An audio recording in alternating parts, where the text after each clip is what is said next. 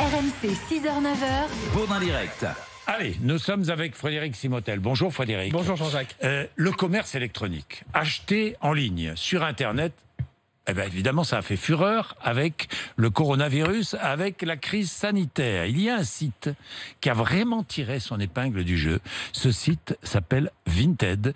C'est cette plateforme de vente en ligne de vêtements de seconde main. Oui, alors si ce site ne vous dit rien, je suis sûr que si vous...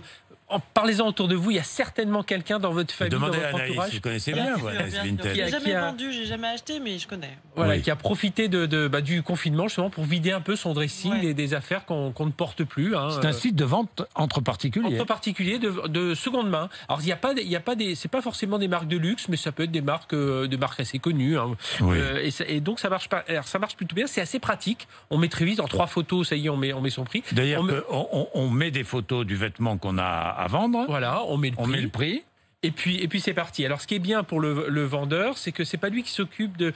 Sa seule contrainte, c'est aller porter le colis dans un point relais. Sinon, toute l'étiquette, tout ça, le prix d'achat, c'est compris. Vous mettez votre pantalon à vendre 5 euros. L'acheteur, lui, va l'acheter 6,50 euros parce qu'il aura les 1,50 € de transport, de frais de transport. C'est à sa charge. C'est l'acheteur qui paie le port. Et le vendeur, lui, ensuite, il n'a plus qu'à imprimer l'étiquette, à faire le colis, c'est la seule contrainte, et aller au point relais pour déposer tout ça. Eh bien, figurez-vous, oui, qu'en quelques mois, Vinted est devenu le 3e site marchand français derrière Amazon, derrière Cdiscount, mais devant la Fnac, devant VP, l'ex-vente privée, devant Apple, devant Darty. 10% des transactions e-commerce aujourd'hui passent par ce site. Une belle origine. Alors, c'est une start-up d'origine lituanienne. Hein, c'est intéressant. Ouais. C'est d'origine.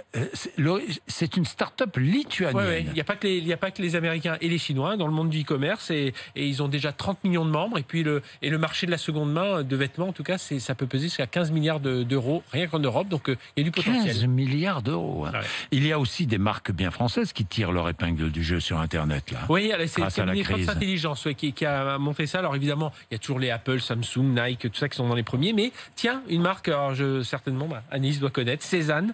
C'est la marque de vêtements pour les millennials qui rentre dans le top 5 des marques préférées des Français et qui parvient à séduire vraiment ce qu'on appelle la génération Z. Hein, c'est les moins de 25 ans. Ouais. Voilà, qui fait un carton. Autre marque française qui marche bien, c'est Teddy Bear. C'est des matelas 100% français. Oui. La literie, et ça marche très très bien aussi. Donc voilà, faut noter qu'il n'y a pas que les Américains sur ces sites. Teddy Bear, c'est fabrication française. Fabrication française, oui. C'est ça qui est très très intéressant. C'est très intéressant ce classement d'ailleurs. Oui. Et alors, dans un autre domaine que l'ameublement, il y a Oscaro aussi, les pièces automobiles. Eux, ils ont fait un gros carton aussi. Ils marchent très fort aussi, donc, Oscaro. Donc le site, le e-commerce en France, ça marche plutôt bien. Bien.